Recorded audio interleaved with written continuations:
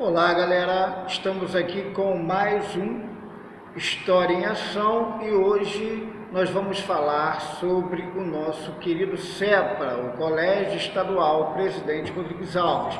Nós vamos contar um pouquinho da história do CEPRA, tá? Para vocês terem uma ideia do que foi e da importância que a escola tem para o município de Paracambi, ok?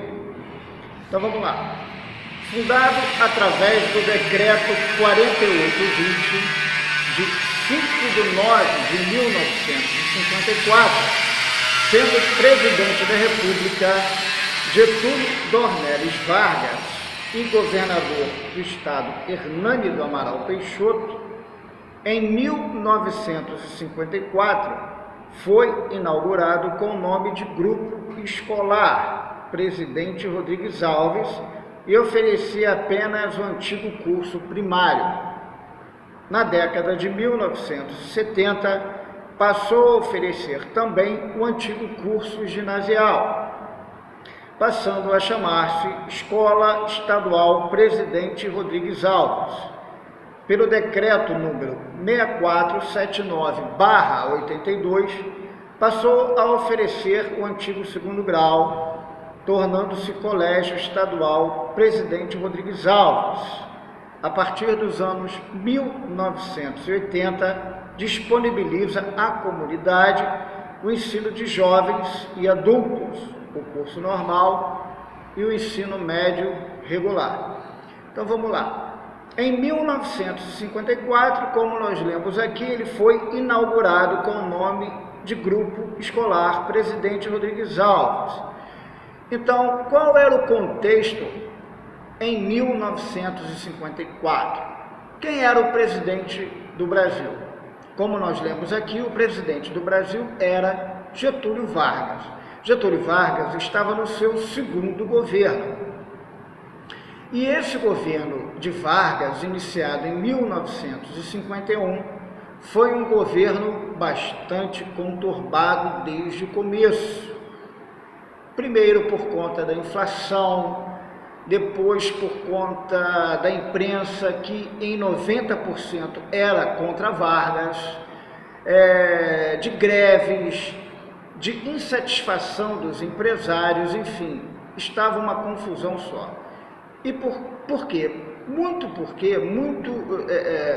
disso era por conta que o primeiro governo de Vargas durou cerca de 15 anos. Então Vargas ele tinha comandado o país como um ditador, foram 15 anos no poder. E quando ele se elegeu pela segunda vez, muitas pessoas tinham insegurança como a forma que ele iria governar. Então Vargas ele não conseguiu entrar no jogo democrático, até dentro do seu ministério, né? Os ministros e seus assessores, eles divergiam quanto à forma da economia, se a economia devia ter a intervenção estrangeira ou se não. Então, o governo de Vargas, o segundo governo de Vargas, foi muito caótico. E no meio dessa pressão toda, em 1954, no começo de 1954, o seu principal opositor, Carlos Lacerda, sofreu um atentado e todas as acusações caíram em cima de quem? Em cima de Vargas. E Vargas se sentiu muito pressionado. E o que ele fez? Ele deu um tiro no próprio coração, ele se suicidou. Então, de um suposto vilão, né, naqueles últimos meses, principalmente naqueles últimos meses, Vargas morreu como um herói, como um grande herói da nação, causando uma grande comoção na sociedade brasileira, ok? E, enfim, isso tudo foi para vocês entenderem o contexto do Brasil naquela época. E voltando aqui para 1965, né? 11 anos aí à frente, em 1965, nós temos o que? A construção do muro da escola, que foi feito com o auxílio de moradores de Paracambi. Nessa época, quem era regente da escola era a professora Aida Alfano Grossman. Ela era a regente. Então esse muro ele foi erguido com a ajuda da Sociedade Paracambiense e foi muito legal.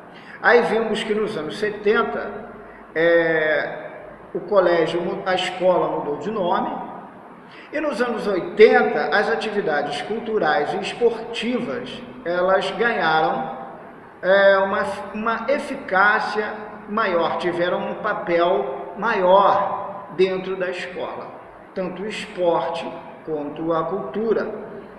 Foram realizadas nessa época campeonatos de futebol, por exemplo, em 1987, festas juninas também na década de 80.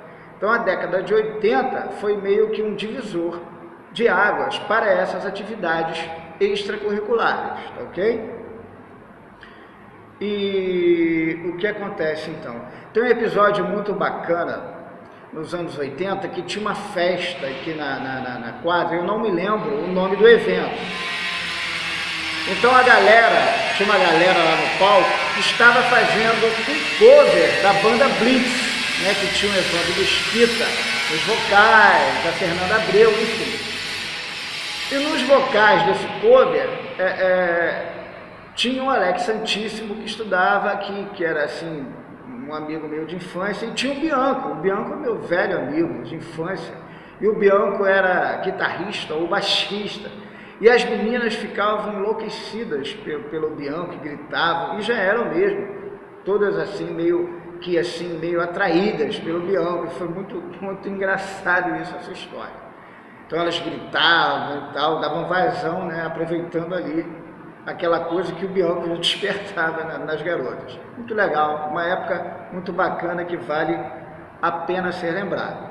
E nos anos 90, a partir de meados dos anos 90, nós temos a criação da animação cultural, que foi um projeto do Darcy Ribeiro, né, que trabalhou lá com o Brizola, de colocar um artista da comunidade dentro da escola.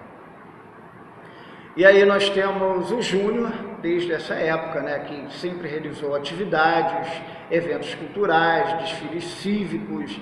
Nós temos também a Ionara e eu, que também sou animador cultural, apesar de ser professor de História, eu sou animador cultural da unidade, no Estado.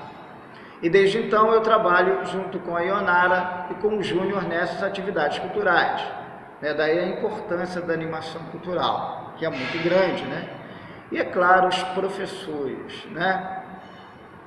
Aqui na nossa escola nós temos grandes professores, nós temos, por exemplo, professores que trabalham aqui, né, nessa escola pública e trabalham em outras escolas particulares da cidade. Escolas de renome como a Aquarela, como a Escola Modelo, por exemplo, o Maurício trabalha aqui e trabalha em outras escolas particulares. Assim como o Marcos Guedes, que dá aula aqui à noite e trabalha também dando aulas em escolas particulares. Então a mesma excelência que tem lá, tem aqui também, porque os mesmos caras que estão lá, estão aqui. O Robson, a mesma coisa, que já trabalhou aqui. A Monique também, que também dava aula em cursos preparatórios. Então aquele papo que escola pública está por fora é mentira. Há muita qualidade aqui no CEPRA, né? Por exemplo, o CEPRA já formou juízes, professores renomados, artistas conhecidos internacionalmente, empresários. Né? Então esse negócio de escola pública que não forma ninguém, que não dá futuro, papo furado, tá ok? E a gente também não pode esquecer que no ano passado, em 2020, nós tivemos a visita do grande empresário da área de cosméticos, o Daniel de Jesus. O Daniel de Jesus, o que acontece? Ele se prontificou a ajudar o CEPRA nas obras de restauração, tanto é que esse barulho aí da serra aí é das obras que o Daniel patrocinou. O Daniel de Jesus, esse empresário da área de cosméticos, ele estudou aqui no CEPRA provavelmente no final dos anos 60, 70 e comecinho dos 70, ainda criança. E ele estudava aqui de manhã e de tarde ele ia vender picolé no trem. Só que ele se tornou um empresário de sucesso e internacionalmente conhecido. E ele resolveu retribuir isso e ajudar o SEPRA em muitas reformas, né? Lá no normal, aqui no corredor, que a gente está ouvindo barulho aqui, nas salas, ele se prontificou em doar televisões de 50 polegadas para cada sala, uma internet de maior eficiência. Então, o Daniel, ele procurou a professora Marcela Duboc, e depois a Marcela o trouxe até a direção, e ele combinou com a nossa direção, e está aí a ajuda do grande Daniel, muito bacana. É claro que a parte pública também se prontificou a ajudar, como secretário de Educação, que também se dispôs a ajudar.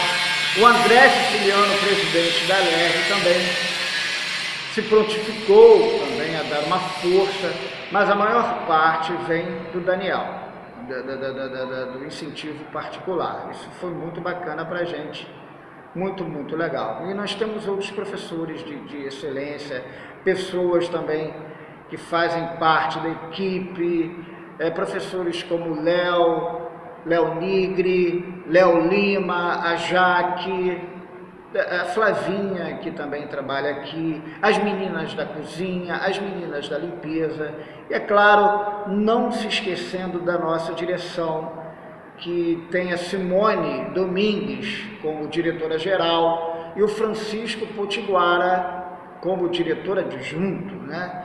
E nós também tivemos diretores também que fizeram história aqui na escola, como a dona Ruth Capitão, a Isa, o Alessandro, a Fátima, né? E tantos outros que estavam aqui, que fizeram a história dentro da instituição. Todos excelentes diretores, tá ok? E é claro, para finalizar, a gente não deve esquecer da pedra preciosa, que são os alunos, né? Que chegam aqui no primeiro ano, às vezes um pouco imaturos, mas que vão evoluindo conosco, né? Porque o ensinar é uma constante aprendizagem e eles vão evoluindo conosco. Chegam aqui meio que crus, mas saem cozidos, não é verdade? Então, e é claro que nós não poderíamos esquecer de falar também do homem que deu nome a essa instituição, que foi o presidente Rodrigues Alves. O Rodrigues Alves, ele governou o Brasil de 1902 a 1906, foi o terceiro presidente civil, e ele é muito conhecido por conta da revolta da vacina de 1904, onde ele obrigou as pessoas a se vacinarem contra a varíola. A sua intenção era muito boa, mas a vacina obrigatória deu muita confusão, deu muito quebra-quebra no centro do Rio. Ele também mobilizou uma grande limpeza no centro do Rio, queria fazer do centro do Rio de Janeiro um grande boulevard, e expulsou aquela população que morava em cortiços para a periferia. Isso, junto com a revolta da vacina, da varíola especificamente, gerou uma grande revolta, um grande quebra-quebra. Ele também que conseguiu acabar com a febre amarela e a peste bubônica, mas a vacina contra a varíola foi a gota d'água e a limpeza do centro da cidade, expulsando os moradores pobres e os colocando, né, para escanteio, né? O pessoal ali da Gamboa, do Morro da Providência, foram todos indo para os morros, literalmente, começando o processo de favelização. Mas, enfim, foi um grande presidente e morreu, ironicamente, de gripe espanhola em janeiro de 1919, acometido pela gripe espanhola.